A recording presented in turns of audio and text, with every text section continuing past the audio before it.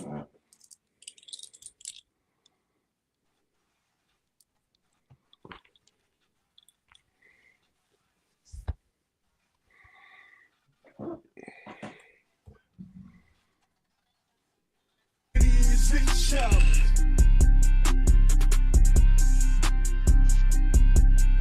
It's the Reedie Zee show.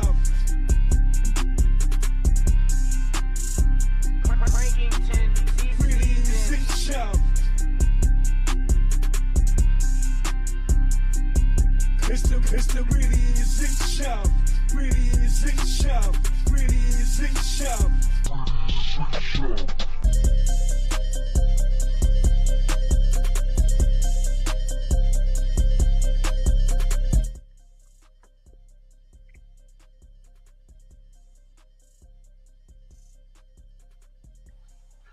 What's up, everybody? We are back, Reedie Zee, Monday Command, with our special guest, Herb from Off the Bench. Today, we're talking about the Washington Commanders. They last signed Michael Gallup. What does that mean for our offense? Plus, we definitely got to touch on this trending subject that went viral. Is Jayden Daniels' mother doing a little bit too much with this situation with Juju Watkins? Make sure you stay tuned. There's other topics we're going to touch about. And we want to backtrack a little bit and kind of talk about the 2024 draft class and grade these players. And of course, talk about what we got going forward. Over and out, Reedie Zee is coming to you real soon. It's the Reedie Zee show.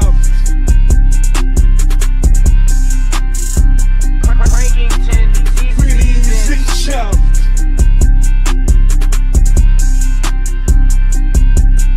It's the Reedie Zee show. Reedie Zee show. Reedie Zee show.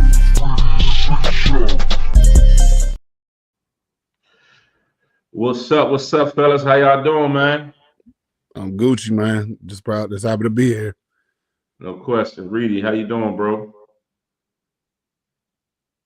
You mute, bro. You on mute, Reedie.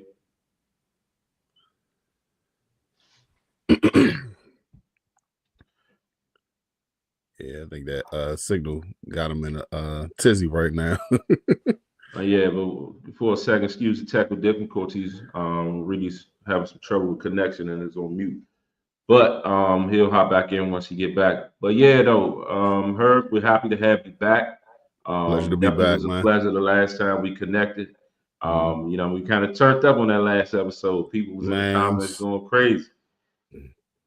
What you telling, man? I want peace, but I'm also going to defend my team, man. At the end of the day, so I mean, No question. I'm more like the street prophets say, man. I want all the smoke, all of it. Nah, facts.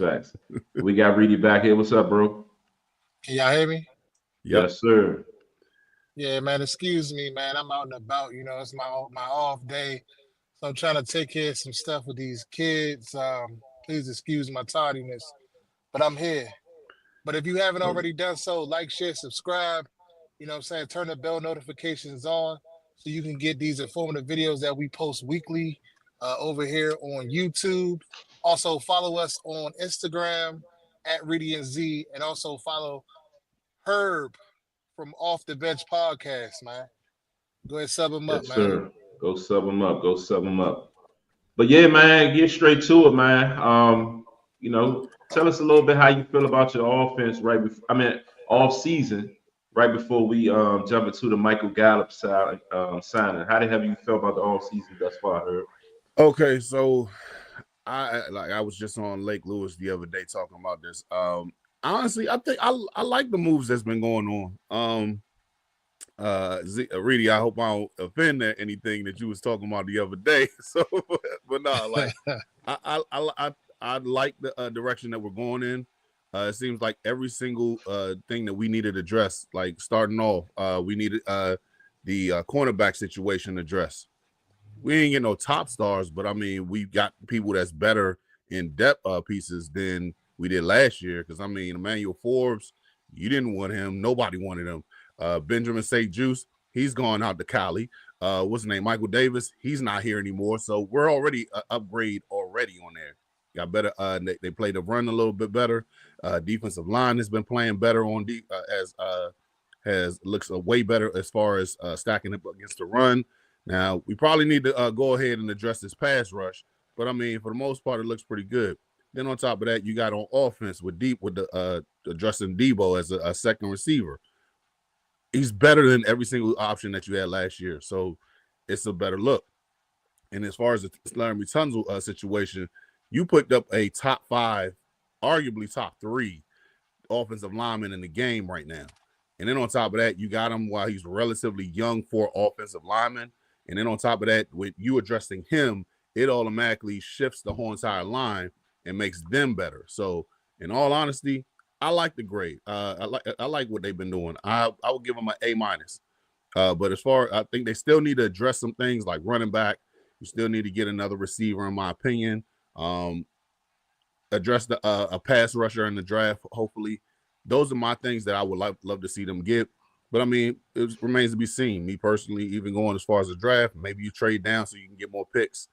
We know how Adam Peters like to cook in the draft. So look on, let him do his thing. So I like what we've been doing so far. Yeah, I think an A-. That's very generous.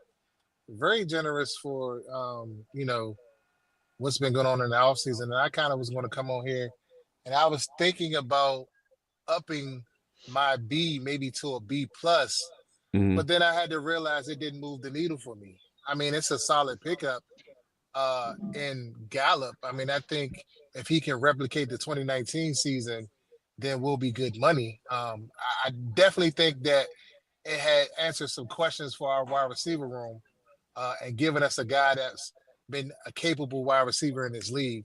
But, just like everything else in this league, how it goes, what have you done for me lately? And he hasn't really done anything lately. So that's why I attached that B, solid B, that I give them in free agency thus far. So I can't up it. I was thinking about maybe upping it to a B+, but this really doesn't move the needle for me that much. I mean, you're entitled to your thoughts, man. I mean, honestly, if you ask me, and I don't mean to cut you off, see, my bad. If you're looking at it for the most part, there wasn't really a lot that you could pick from that was really good picks for the what's the name, free agency. I mean, it wasn't like needle movers. I mean, the needle movers that you would have had to pick up, you would have had to get a new trade. So, I mean, I feel what you're saying. I'm not knocking your decision on that. But, yeah, that's the way I see it as far as it. If it was because here's the thing I've been preaching on my show a lot. Make sure that you go ahead when you address free agency. You don't have to break the bank just because you got it. Like I tell my son all the time, just because you got like $20 don't mean that you need to go and spend it on the first thing you see. Hold up, save that money up because you got $5 coming to you just off the break off of me alone. So go ahead and figure out what you want. And then on top of that, you got more to save for next year as well, especially with the rework of Deebo Samuel's contract. I mean, because you went ahead and gave him 17 or 20 if you get the incentives. And then on top of that, you ain't got to worry about next year because if he don't pan out, would you spend a 5th round pick that barely gets on the field? So I mean, it's the way I'm trying to look at it as positive as I can on this situation. And just to clarify, I think a lot of people misunderstand when I say I give it a B. I'm not knocking nothing that Adam Peters is doing. I definitely trust the process. I definitely think he's doing a great job as our GM. But my thing is, I feel like we need weapons, like as many weapons as possible. I don't necessarily feel like we have to spend big money to bring in weapons. Now, I don't know what they're trying to do in the background and stuff like that. But sometimes when you look at other teams and they bring in these players that are proven guys and it's for the cheap, you look around and be like, well, damn, why couldn't we do that? You know what I mean? So I just feel like this is somebody brought up in the comments last week something about like kind of the Zach Bond situation where he was a special teams player and he elevated himself to be an all-pro player and he got paid this year. That's correct, but how many players do that? Like that's a diamond in the rough. So I'm saying find me those diamonds in the rough that are capable of doing that. Because all I really care about is having dogs. I just want dog like DQ preaches dog ass competitors. That's all I Mm-hmm. want for this team is just to have dog ass competitors, people that's going to compete. Next man up mentality. If Terry McLaurin goes down, if Debo Samuel goes down, who do we look after that? You know what I'm saying? Our running back room is already kind of shaky, and I think the consensus Yeah. amongst us as fans is that Brian Robinson, as well as he plays, he's not a solidified one running back in this No. league. And Austin Eckler has maybe lost a step or what have you. So we're looking for somebody to come in, that home run hitter, that's someone that can take it 80 yards, someone that can take it 70 yards. I don't think that B Rob is a guy that can take it. Now he can maybe take it 30 to 40, but them big chunk runs that a Saquon Barkley or Bucky Irving or Derrick Henry give you, we lack that in our offense. Then we brought back the same tight end grouping. Not saying that I have a problem with that, but I feel like we need to get more explosive. Now we'll get into that later in the show, but I feel like are these draft picks from last year's the a la Ben Sinnott and others, Luke McCaffrey, are they going to take the next step? So that's I just want to clarify that. I think a lot of people think that like I have a problem with what we're doing. I don't. I just want more dogs. The more dogs, the better. No, I feel you on that one. He said a lot. So I want to backtrack a little bit, Reedy. You said you think that Gallup is a capable receiver. Capable of what exactly? And define capable. Capable what exactly is diabolical. I think he's capable. I mean, I went back and I looked at the tape. Gallup used to make plays. He took the year off, so he might be fresh. He got his mind right. He seems like he's in shape. He's working out. He's doing all of the right things that he needs to do to come into the season and be successful. It's the deal is nothing, so we're not losing anything. So anything that he gives us is a gain. It's a plus. And just going back looking at the tape, Gallup made hella plays in the intermediate game, and he can kind of stretch the field. He's sneaky fast. So we were saying we were looking for that take the top off guy to replace Diami. Maybe he could be that guy. I'm just saying that, but I do think that we look for another receiver in the draft at some point, but I don't know where it's going to come. But I think that kind of like shored up adding another veteran to our wide receiver room. And if he can replicate some of the things in the past, he can be a weapon for us.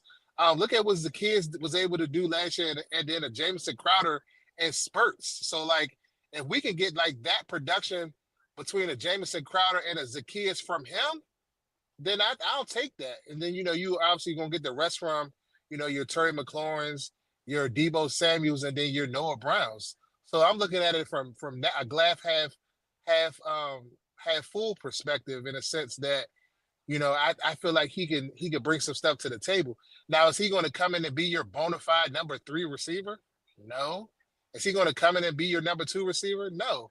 But he's just a kind of a stopgap guy that maybe can get open, when Jayden's in trouble or whatever. So I'm coming from that perspective when I'm looking at it, from a holistic perspective. And he may not be that Cooper Kupp or the proven guy that I want, but I think that it's a solid, kind of, depth player in a sense. Gotcha. So I was just wanted to clarify because it sounded like he was like highly sold. But I mean, in reference to the not, he may not be that number 3. I would hope that he would be the number 3, especially if we're not going out and getting nobody else. I mean, you got Terry, you got Debo. Between him and Luke, I would hope one of them be the number 3. If we go get a rookie and then the rookie just, just trump them, then that's great. But you got Noah Brown.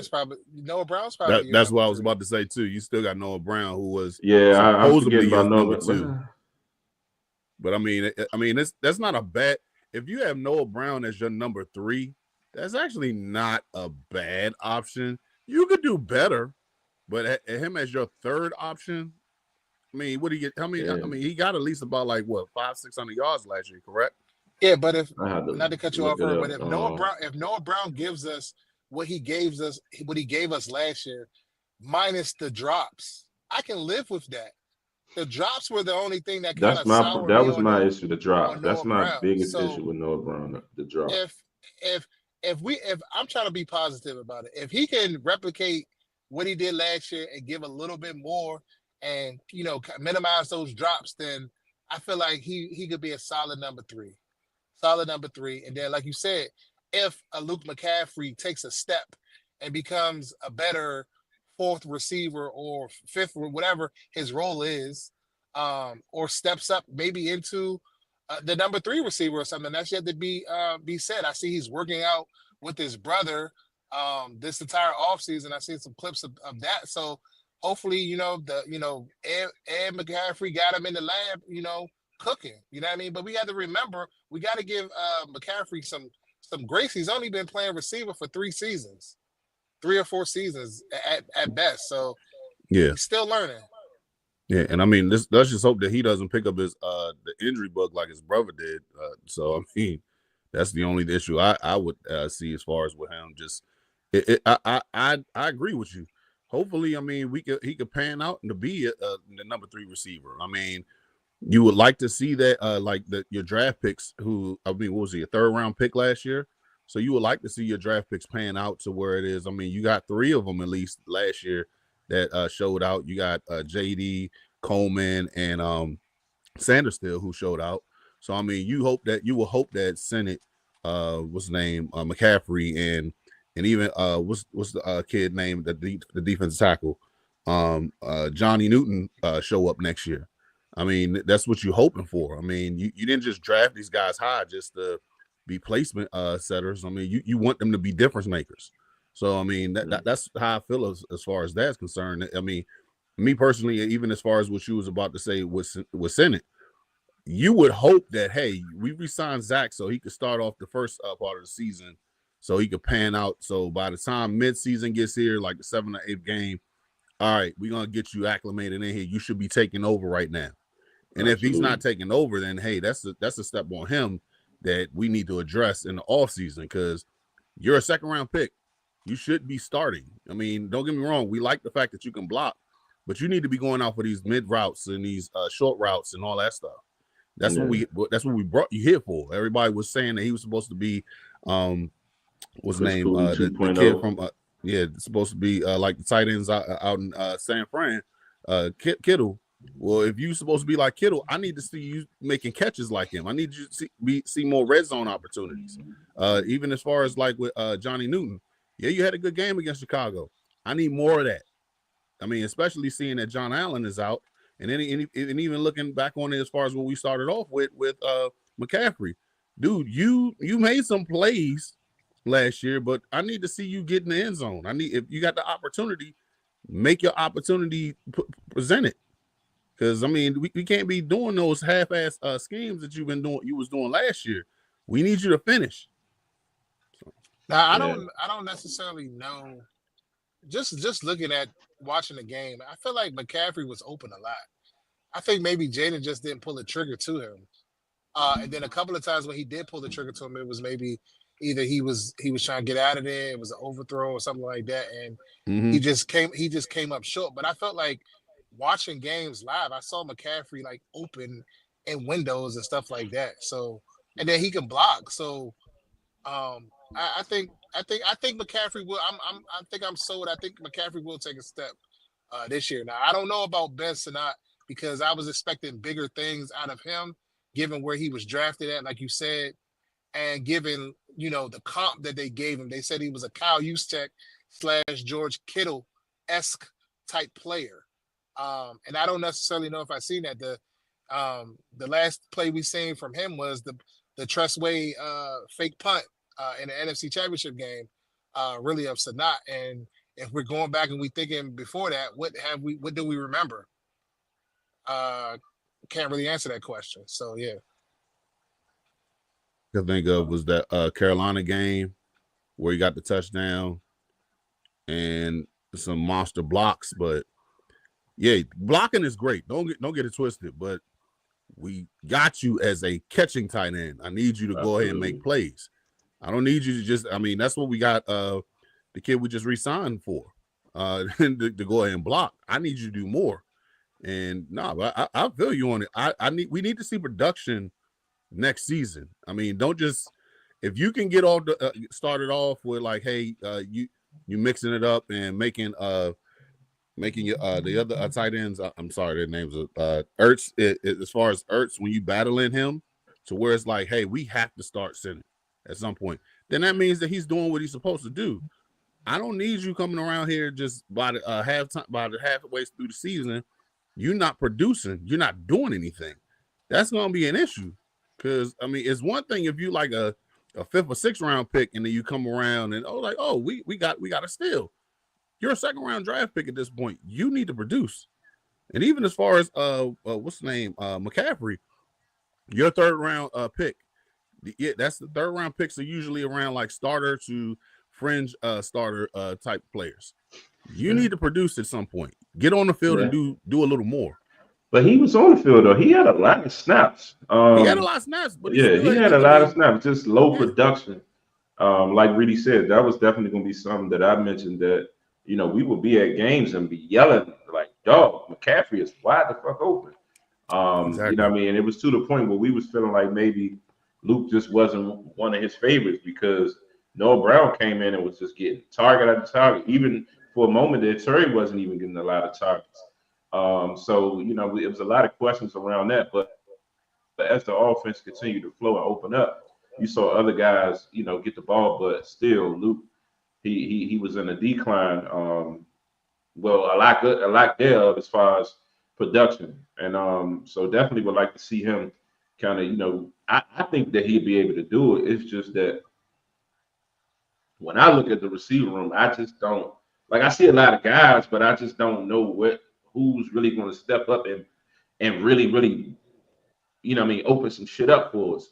I continue to say I know a lot of people, and I was hard on De'Ami, but one thing De'Ami did, he ran them deep routes, and when his number was called upon, he was able to make some key catches. He was able to, get the ball across the middle. He had that speed to stretch the field. I still don't see somebody that's going to stretch the field. And Gallup, he close. When I look, he ran a 4.5. So he's not all the way off, but it's not. You're not replacing the same type speed, and he's not technically a burner. So it's I look at that like, okay, he might just be a guy. He might turn up. I don't know. But when I evaluate it, it's like, okay, 2019 was the last time he had some real numbers. And looking at his stats, he had 1,107 yards on 66 catches that year. He had 113 targets though. And then the following year, he had 105 targets, 59 catches for 843 yards. And when Reedie, I asked Blood, Blood is a diehard Cowboy fan, and he knows his team. When I asked him the other day about Michael Gallup, like, what's the close up on him? What's the word on him? He said he dropped the ball a lot. So that's something to kind of keep in mind and just see. And I get it. Guys are going to have drops and stuff like that. But when I heard that, it was just one of those alarming things like, all right, shit. We talk great. A lot of the fans are talking great about Noah Brown and all these things that he can do and done. But nobody really talks about when them key drops he had, 3rd down drops. Some key catches. So it was situations, and I'm not bashing him. It's just that I just don't know if the needle has been moved there per se. So that's just my stance on it. And I'm not all the way against it. I surely hope that this receiver room turns the hell up. But it's like I don't know yet. Do you think? Go ahead. No, I was saying, do you think as far as how Cliff Kingsbury sets up his plays, do you think he'll have him like on some end around or screen plays? Because he is pretty fast. He can play that De'Ami role a little bit. Now, granted, they're probably going to use Debo more for that. But if you go ahead and put him like in some screen routes, hitch routes, or slant routes, and then let him go, or even a deep route, a fly route, or whatever, and hopefully we can see what happens. Still try to see if he still has a little bit in the tank. Yeah, that's the biggest thing is seeing what he got left because he last played in 2023. Yeah, because he And was then he out. been He was out out. last year. Yeah, he was out. So it's just like one of those wait and see things for me per se. I mean, I feel like with him being out last year, I mean, this was obviously year 7. You know, because he set out a year. He's pretty much on par with Terry and them. So I don't necessarily think that in Debo, I would think that he would be. I wouldn't think that he would be, you know, lost a step. Or I mean, the stats have kind of shown that, but I just think sometimes you got to reinvent yourself as a player. So that's just my Mm-hmm. stance on that. Like I'm willing to give it a shot. Now I'm not going to say that I'm sold on him because I'm necessarily not, but I just think it was a good depth signing. If anything, I Exactly. mean, given if we Yeah. wasn't going to go Yeah. out there and get a Stephon Diggs or you know Amari Cooper or some of those other guys that's still out there in free agency, so I'm cool with that. But what I was going to ask you, Herb, do you Oh, no, feel before kind of you like? go on, before Kat, I want to say something real quick. Is this is still on Gallup? Oh no, Reading. I was moving somewhere else. But go ahead. I wanted to address something real quick because a lot of, we getting a lot of comments about, and I think people tend to think that when we speak on these things, like, of course we brought him here to play. I mean, we know that he has to make the team. We got to get through camp. We know all those things, but I mean, of course, the mindset is when you sign somebody like Michael Gallup and you're looking at the wide receiver room. I mean, based on the guys that we got, he is a high chance he is going to make the team. It's a high chance that he should make the team. Barring he just go out there and just flat out does nothing, then he probably get cut. You know what I mean? So when people say, "All right, you still got to make the team," like we know that, of course, but we're going to speak from the mindset because Yeah, we're I doubt that he evaluating it. gets Like cut. he should, yeah, he should be making his team. He wasn't signed just to. He's Michael Gallup wasn't brought here just to be a body. Right. You know what I mean? They brought him here with the intention that he's going to play. Now, if he messes that up along the way, that's another story. But a guy, I just want to let the people in the comments know we know they got to make the team, but get out of that mindset that he's just a body. Nah, I'm sure he was born here to be something. And to For Especially if cat, you. Oh, go ahead. go ahead. No, I'm saying, especially if you sign him to, and correct me if I'm wrong. I don't know what the vet minimum is, but they signed him like a $1.7 million contract. So I mean, you that's like Reedy said, it's going to be you're a depth piece at the end of the day. Let's not get it twisted. He's Mm-hmm. not the star that he may have been back in Dallas or anything like that. You're a quality piece. So I mean, if we don't know if McCaffrey's going to step up this year, hey, at least we got Gallup who has been in the situation before. He's played on playoff teams. He can go ahead and stretch the field a little bit. He can go and make plays here and there. So I mean, if you would hope, I mean, and then we don't even know if they're going to address the wide receiver position in the draft as well. So that's something to look out for. I think it's still kind of early to just say like he's not going to be on the team. No, he could possibly be on this team, and Absolutely. it's time will tell. And Absolutely. this is just strictly my opinion. Michael, like Z said, Michael Gallup was not brought here to not make the team. Yes, he's on the vet minimum contract, but I got Michael Gallup starting or being on this team over KJ Osborne. If you think KJ Osborne is going to make this team, or is, I mean, he probably makes the team. If you go back and you look at the last 2 to 3 seasons, most of the time they're going to keep 6 to 7 wide receivers. So obviously your number one is Terry McLaurin. Your number two is Debo Samuel. Your number three is at the moment um, Noah Brown. Then you got Luke McCaffrey, I would say at number four. Then you have KJ Osborne, and you have what were we talking about? Michael Gallup. Gallup. So I got Gallup over KJ Osborne, and then obviously you got the Cass Allens of the world, which they changed his position. It says running back.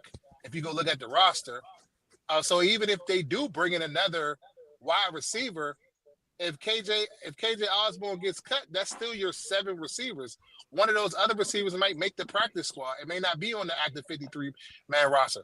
And when I speak, I'm speaking from those trends in previous seasons on what they normally keep and stuff like that. Obviously, every year we know it could change. You know, it could be this, it could be that. But if we look at strictly production in this league, he has been a better player even to a Noah Brown, and we're actually giving Noah Brown the number 3 at this point in time. And we're talking about like career wise, I would take Gallup over Noah Brown. But he sat out a year. He hasn't had the best of seasons the last couple of years, but they were solid seasons, but they wasn't I'm saying, nothing to write home about. So you got to come from that perspective of it when you look at it and you look at things. You can't just be looking at just last year. You got to just look at trends and stuff like that they've shown you that they may do. Now we're all just gathering our opinion and just saying ain't nothing that we're saying on here fact. It's just what I think. Can I be wrong? Yeah. Am I wrong all the time? Yeah. But it's just I think that's what's going to happen if you ask me. No, I think you're on to something for real. I mean, that's my opinion on it. Yeah, I mean, like we all said, it remains to be seen at this point. We're still in March. We don't know what's going. Somebody could be releasing somebody else before training camp starts. We can pick up somebody in the draft. Who knows? I mean, a camp body may. This is wishful thinking. Kaz Allen, what if he does pan out to go ahead and do something in training camp, and he actually does, like, he wows the coaches and comes in as the number 3 receiver? Yeah, then you got something. But I mean, it's like we've been saying for the last 10 minutes. It remains to be seen. I think that there's plenty of opportunity here for somebody to make plays and become the number 3 receiver. Yeah. Go ahead, Reedie. You was going to shift to the next one. So what I wanted to ask Herb, I wanted to see if he was on the same train of thought that we are on. Like, I'm kind of coming from the stance of, like we said before, we got a lot of backlash on if we were like bashing the team or what have you. But I just feel like what we did last year, we sped our clock up. So I wanted to see, was your mindset in the same place where normally I would be a little bit more realistic in my expectations because, obviously, it's going to take 3 to 4 years to kind of turn it around. But what this team was able to do last year with piecing it together with these free agent signings, signing these 1-year deals and kind of, hitting on a lot of these pieces. And I assume that they will possibly do the same thing this year. I just wanted to see what your stance on that was. And do you kind of feel the same way? So I think that because the clock has pretty much been accelerated, I think these 1-year deals ain't bad. I mean, like I said earlier, you with these pickups that you had with the like addressing the cornerback room, we other than Sanders still and homeboy we picked up from New Orleans, we really haven't had anything else because did you feel comfortable with St. Juice and Michael Davis out there? Because I sure as hell didn't. I mean, definitely not Mike Davis. Especially like him. I mean, he was like, hey, go ahead. I called him Ole because I mean, you could just go ahead and just like it's like if you have a bull at receiver, yeah, he just gonna let you just Ole go and do whatever you want to do. You had the situation with the run defense. It wasn't good at all. It was 32nd in the league, and for you to get nothing but run stoppers, yeah, we got the run stoppers. Can we get somebody to rush the passer? I have issues with that because I mean you just let Fowler just walk up out of here because I kind of still want to know what the hell did they offer him because I mean for you to just get $8 million in Dallas, I mean, what you ain't think he was $8 million worth? I mean, I heard something about it was like maybe like a 2-year $8 million, something like that, where he ended up getting a 1 year up to $8 million in Dallas. I think his deal in Dallas is like a 1 year 6 up to 8, and we offer like a 2 year 8.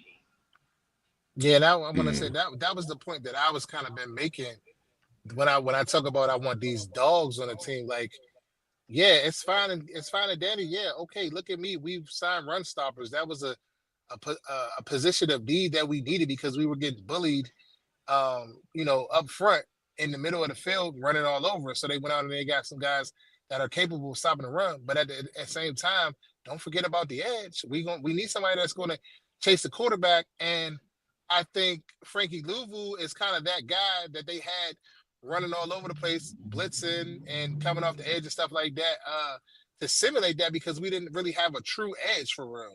You know what I mean? And all of what Dante Fowler did last year and Dorrance Armstrong, they still were sitting their well, I don't know if they call them a Sam or a Will because most of the time we're in a two linebacker set.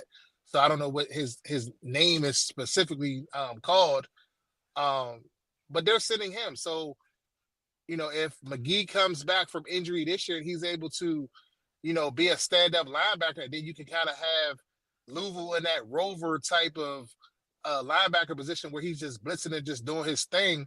Then I think that will help. But if not, we definitely need a bona fide pass rusher. They gave Dorrance Armstrong this, 3-year deal when he got here. And I'm not saying that he's not living up to that deal, but I thought we would get a little bit more out of him given the money that he got.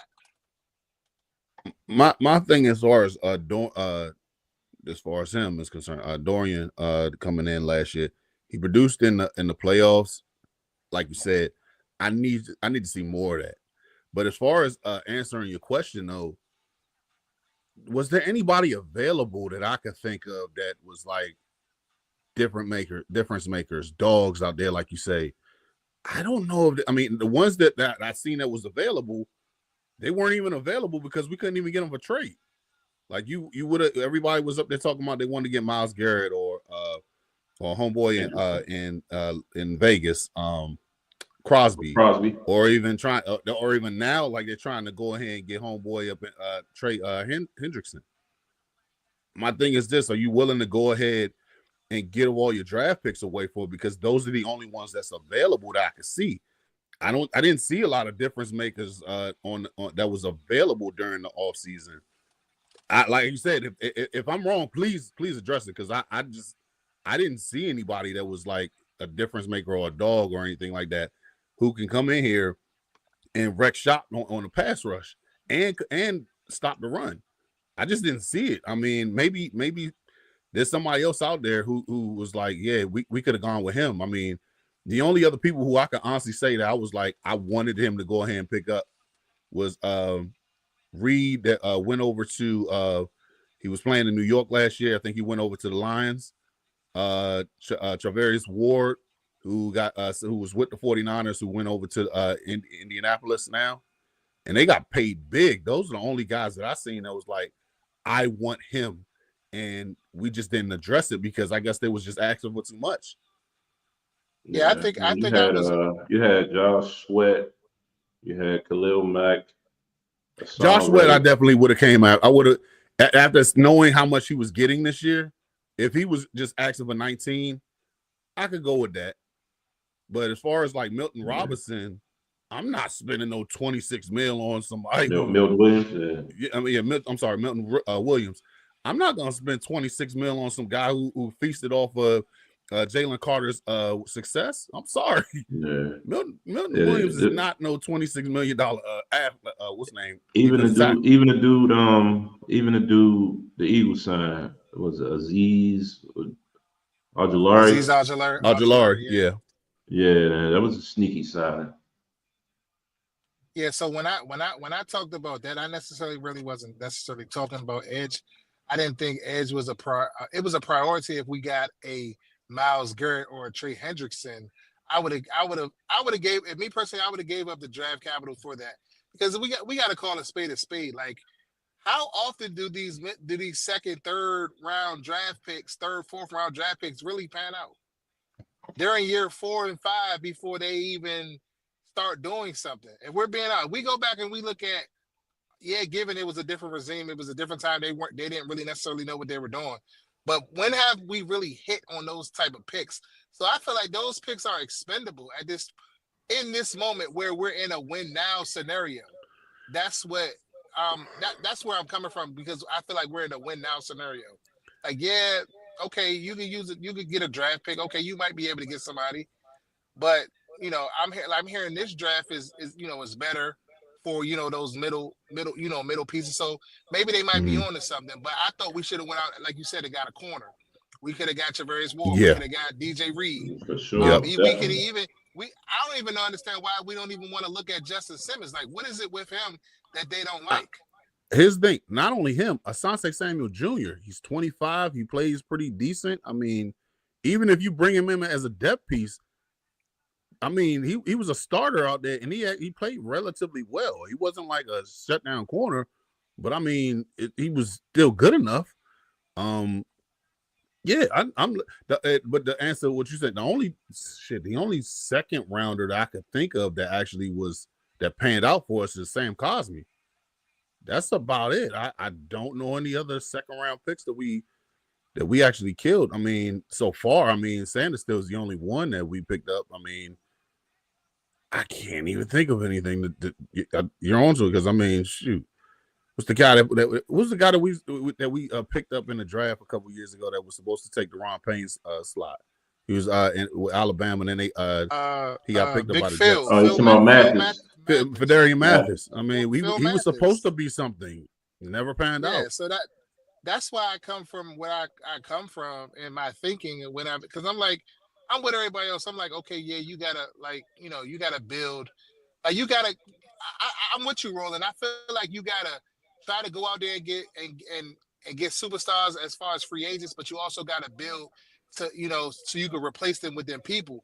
But I don't know. I just feel like we don't got time for that. Like, we just need to just put it all together, just put it on the field. Like, I don't know if it's because of what happened last year. Like, my mind is just going crazy, but that's just not how I'm feeling about this team. Like, I feel like we're close. Like, we're really close to doing something really, really big around here. And I just don't want to miss out on the opportunity. Being scared. I mean, given all of the 1-year contracts, we're going to have cap next year. So cap isn't really an issue when they're talking about the money. We can afford to kind of give somebody a 2-year, 3-year deal or something like that, and we'll still be able to, re-sign and sign whoever we need to sign. I think we'll get some more cap relief once Terry re-signs his deal. Whenever that comes, I anticipate that coming sometime this summer or whatever. But that's just my look. That's just why I come from the place I come from. Like, I'm with y'all on what y'all saying, but I just feel like, given what we did last year, like, I'm in a rush now. You know what I mean? And any other year, I would be saying the same thing. Nah, let's just chill. Let's relax. But they spoiled you, Reedie. But that's I mean, but Reedie, normally, I'm surprised he just said the last part, because normally Reedie is the one that's like, all right, let's speed this shit up. Like, all right, what are we doing? We got to go get guys. And I'm normally the one, like, trust the process. But I feel him what he's saying, because, again, we got that window where, we got Jayden. He's in year 2, year 3, probably at the end of year 3, going into year 4. His new deal is going to be signed, if they're smart to sign him early enough to save some money, because he probably is going to have the highest paid quarterback in history at that time. Yeah, I heard he's eligible at year 3. Yeah, so it's like they better ink it. Yeah, if he's eligible, if he does anything resembling last year, I wouldn't be surprised if they try to, like, start talking at the end of next season, so they could go ahead and say, like, okay, so let's go ahead and say what's a ballpark figure that we can go. And you would hope he go to Patrick Mahomes route and just say, like, hey, I want to make sure that we could keep building. Pay me remarkable. Make this thing long term, not just a 6-7 year deal. I want to make this a decade deal. And if he's giving me consistent work like that, and then by the time we hit like year 7 with him, we had plenty of cap space, because we didn't break the bank that much on him. So I mean, you look at it now, signing Patrick Mahomes at that time, it was like what, 10 years, $500 million and everything, yeah. But it was like only $45 million a year. So and now you're looking at it like Dak is the number one top paid quarterback. He's getting $60 a year. So now that should look like a bargain. Yeah, but it definitely would be a bargain if they look to sign him at year 3 versus waiting out him getting through year 4. Then they got to give him the 5th-year option, because they'll still have them that term on his contract anyway. So it will be a bargain. It's going to look inflated when the numbers come out, but in the long scheme of things, it's gonna work out as a team friendlier deal if they do it Right. earlier than wait. And they could also, when a lot of these players take the Philadelphia Eagles, blueprint, start putting all of them void years in these contracts. That way, you push that money down the road, and you're not necessarily taking a hit, and you can still go out and get key free agents and whomever else and re-sign your people and stuff like that, and then have him on the contract and still be able to do things. Like that's the blueprint. Like we talk about this all the time. They finagle this cap. I think people always worry about the cap, but the cap is what you make it. They can make the cap do whatever they wanted the cap to do. Yeah, but we actually are. I think we are doing that void thing because if you look at the Kinlaw deal, how they were saying, you look at the guaranteed money, and it's the guaranteed money is even though it's a 3-year deal, it's pretty much in year 1 and 2. You got it out in year 3. And they was just talking about there's been some other contracts that they were discussing that we were going to set up and operate like that. So I think we have that window. We finally have the front office that's going to play ball like that. It's just that they're not hopping on every single name right now, and which to us is like, I get it. You don't want to hop on every single name, but like I said in a couple of episodes before that, I want to upgrade at every position possible because I don't want to put all of this back on Jayden. I don't want Jayden to be going out no circumstances game-winning situations every single week trying to win games like that. We need to be able to dominate some shit, not have to carry the team like that. But not to kind of hone in on this topic. Go ahead. What you about to say? No, I was saying I feel like he can still do his thing. He can carry the team, but it shouldn't have to come down to the to the last play of the game where he gotta be remarkable. You know what I'm saying? Like you need the start was with Debo, but I feel like why we say what we say is because we just feel like you need other difference maker players, especially on the defensive side of the ball. Like I think we got a good start, but as good as Bobby Wagner is, Bobby Wagner's not running sideline to sideline. You know what I'm saying? He's going to make plays, but I mean, I don't know. It's just like we just need a little bit more. That's all I'm saying. And like we're you said, so close. We're so close. That's the only reason why I'm feeling. Because I mean, like, honestly, if we would have ended up like 8 wins last year, we'd be like, well, we'll go ahead and build on to it. Like we wouldn't be in a situation where it's like, oh, we got to sign 1-year deals and stuff like that because the window is open now. It's not just open. The fucking hinges are off right now, so we can actually do whatever we want. So I mean, and because the JD accelerated this whole entire process that we're having these conversations. Because like I said, if he would have won 8 games for us last year, we'd be like, okay, let's go ahead and address. We wouldn't have spent those picks on Laramie Tunzel. We wouldn't have spent those picks on Debo Samuel. We only doing this stuff because now we were ass kicking away from the NFC Championship. Yeah, we could actually be talking about this. So I mean, it's the whole entire dynamic has shifted on this whole entire situation. So yeah, it's great banter between us because I mean we're fans, but I mean just imagine like, jeez, I gotta go ahead and change this whole entire thing up because I thought JD was gonna be great. I didn't think he was gonna be that great, and I mean I don't know if they thought that, but I know as far as a fan, that's definitely what I thought. I thought he was just gonna be good. I didn't think he was going to be this great. The way we have these conversations. He can still raise the bar because if you go look statistically, he ain't even scratched the surface. I mean, we had like 3,800 yards or something like that. There's so many yardage that Terry could have got had he not got chased down. That Browns game, the Bears game, he had a long pass on that Bears game that could have rivaled the damn Hail Mary, and he got caught down. Terry, if anything, Terry could have been a 1,400-yard receiver this year. He left a lot on the plate this year. Like I could name 3 off the bat. You had that, like I just said with the Cleveland game. I just said with the Bears game, the Cincinnati game on there too. He got caught down on a long pass. There was plenty of plays this year that JD should have had 4,000 yards and 800 yards rushing this year. And and here's the thing. He didn't even play the second half of the Cowboys game. So I mean, stat wise, I mean, yeah, it's we got dealt a great hand, and at this point, it's just like, okay, so what do we do next? So, and thank God we got somebody like Adam Peters in here that knows what he's doing because he's been in a situation. And that's another thing. I'm sorry, I have to say this real quick, guys. All those fans is out there saying like, we should fire AP because he ain't make no big splashes. Look here, AP. we have They been. said what? Who said? They Yeah, said that? I saw some fans out there saying like we should fire him because he didn't Wow. make any splash plays, as far as splash signings or That's whatever. crazy. Have y'all not seen? That's diabolical. I know y'all about the same age as me, close to it. I remember the Bruce Smiths and Deion Sanders signing. We ain't did shit with that. Mark Carrier. Adam Archuleta. What's his name? Albert Hainsworth. I remember these big signings that did nothing with it. Let that man do what he do because he's a part of those championship runs with New England. He won the championship when he was with Denver when what's his name? Peyton Manning had his last go run.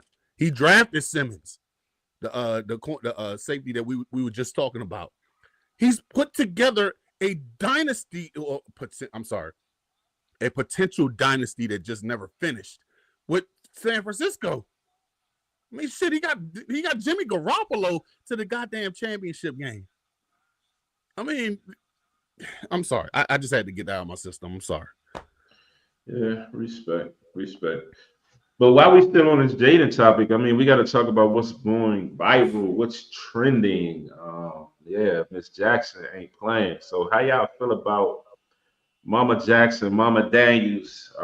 You know, I mean, of course everybody know, but if you don't know, they was at the game and Jayden was like a clip of Jayden sitting beside Juju Watkins of USC, and the next clip we saw, Mama was in between the two. It looked like Mama wasn't having it, like she shutting shit down.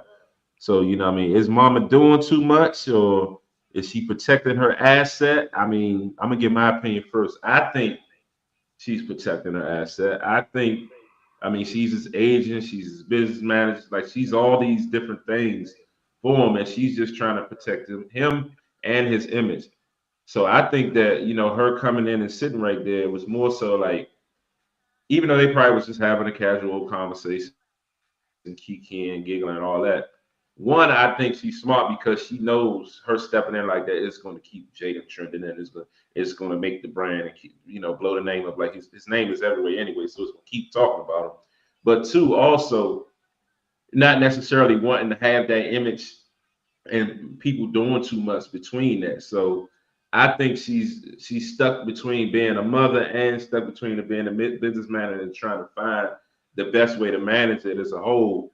But I don't necessarily think she's doing too much. I got people saying that, you know, he need to drop his mother, not drop her from his people, but like tell Ma, you need to sit at home sometimes. Let me do me. I'm a grown man. All that stuff. I think that she been around. She gonna be around. He a mama's boy. It's gonna be what it's gonna be. And I don't really, you know, what I mean, I don't think she overstepping her boundaries because that's just what it is. And at the end of the day, this is business, and that's the image they're carrying, and they rolling with it. So I think she's on par with who she is and who she's been. What's your thought, Reedie, and then her? I mean, I don't necessarily, from a business perspective, I don't see nothing wrong with it. Like you said, you know, people do things sometimes because of, social media and the attention and stuff like that, and it makes it a bigger story. And like you said, he's everywhere. He's the face of, he's the next up and coming face of football at the moment. So I mean, from a business perspective, I don't think it's nothing wrong with it. But I definitely think that Jayden gets to do what he does. His mother is not always there in the hip pocket, but they just, they may see it, in the media. Um, I think it's kind of like overblown a little bit, um, you know, because of the comments that she said, and she should want to protect her son, be given the culture that we live in now with, the gold digging culture, and um, we know what it is just as men. you got a couple dollars or whatever, everybody trying to get in your pockets or whatever. So, I don't think that as a mother, as a parent, she's doing anything wrong. And I definitely think that Jayden would, if he wants to pop out with whoever, he's going to pop out with whoever he wants to pop out with. So I just think it's a little bit overblown, a little sensationalized. I'm looking at it from the standpoint of this. Miss Jackson, look here. I get exactly what you're doing. As a parent, I get exactly what you're doing. I'm not even gonna hold you. I'd be looking at like every single one of them, like, hey, what's your intentions with my kid? Because if he ain't have all his bread, what would you really be around? That's rightfully so. That's every parent. We're gonna do that. I'm looking at it from the standpoint of this though, where you have all these other girls, and and I forget the actual video clip where it was from, where they asked her like, so what's the one thing that you're really concerned about Jayden? And she was like, them girls. And I get it. I understand it. Mm-hmm. Juju got her own right this second. And if you look at it, she's a little bit at this point in her career, being a sophomore. She's better than Caitlin Clark and Reese in this point as a sophomore. They don't even get drafted until what? After they have to graduate college in order to get drafted. By the time she gets to her senior year, she's going to have so many endorsements lined up for her. She's going to be the first number one overall pick. They're coming out the year that she is. If she stays healthy and stays warm. This isn't some chick that just is like this isn't no chick that that's gonna be like a OnlyFans chick or whatever that's just trying to get paid. She's already doing it. I'm not even going to insinuate that they were like trying to kiki as far as like start something and become a thing. But Mama Jackson, I'm also looking at it like this. What if Juju and him start something? Could you imagine what that baby gonna be like, athletically gifted the way that both of them are at this point? I'm just saying. I mean, it's just a thought. I mean, hey, just imagine what that kid's gonna come out looking like. Mm-hmm. You can ball. You got your choice between basketball or football. Which one you gonna do? Because both of them are nice. And it's not. But getting back to what we were saying. I understand that, yes, you want to make sure that she protects the bag. You don't just want any old person around there, but there's a difference between Juju and these other chicks that's out here. These other chicks out here, they just want to see Jayden because he's a star. Juju is already a star. Now, there's a difference between WNBA money and NFL money. So I'm not going to sit there and just not thinking like, oh, it's not a difference. They're going to be fun. No, there's a difference. I don't know what Juju's intentions are. Hell, we don't even know what they were talking about. They could have been talking about fucking anime or something like that. So, I mean, exactly. We don't know. But at the same time, I just thought the shit was hilarious when you sitting there, you had that open space, and then she came over there, and you seen them sitting there, kikiing it, and like 2 minutes later, you see her in the, that's hilarious. Mm-hmm. No. Yeah. Sit your ass over there. Yeah, like look over there. Look at the screen. No, but the funnier part was like they whoever did the camera work beyond is diabolical. Because 1 minute you see both of them kikiing it, and the next you see Juju is just sitting there, just like the whole entire time. So like mom came over there and shut shit down. Exactly. Now, but I was telling Z this morning, kind of when we were prepping for the show, like what topics we were going to hit. I was saying, like, I don't know, that might be a good look. I mean, Juju is young; she's 19. He's 24. So I mean, that would be a good look because, like you said, I tend to agree with you, Herb. She's already a star. She, like you said, her endorsements are going to be crazy. She's probably going to be the consensus #1 overall pick in the WNBA draft whenever she comes out. And whatever she wants to do, just giving off of her pure talent as a basketball player.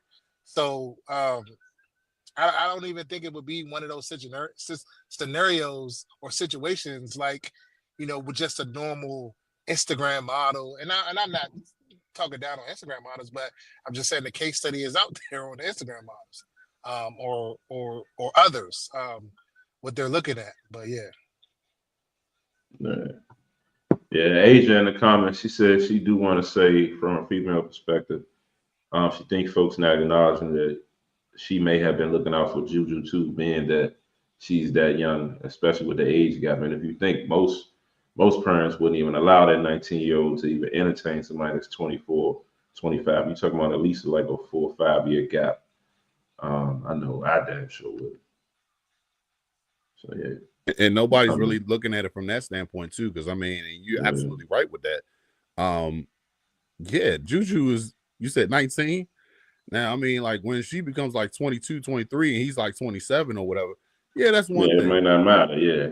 But so like, hey, Juju, I need you to keep your distance for your sake. And I mean, and if she's protecting her like that, that's even more of a good reason to have Miss Jackson around.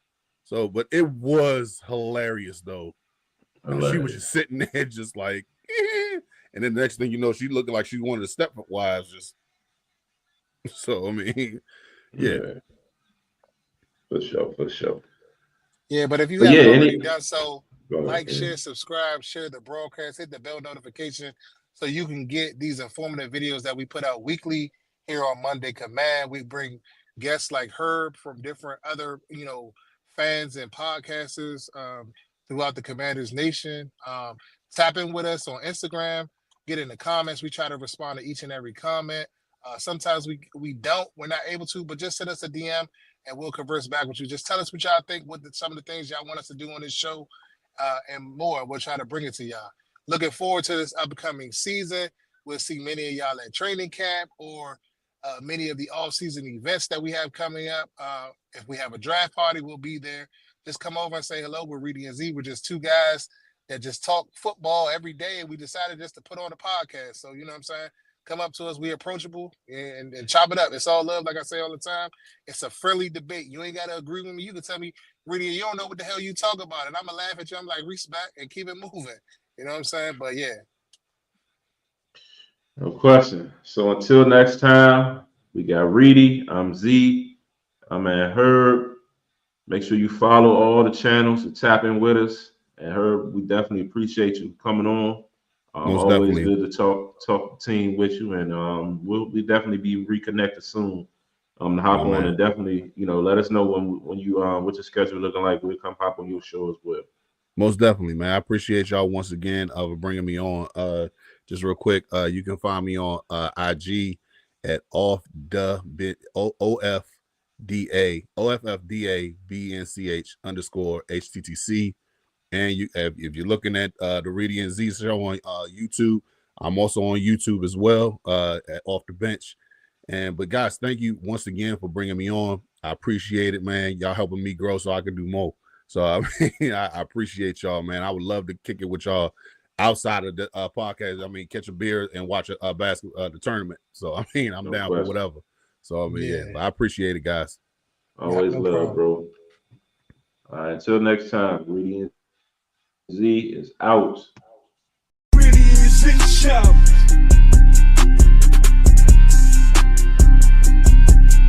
It's the Reedie Zee show.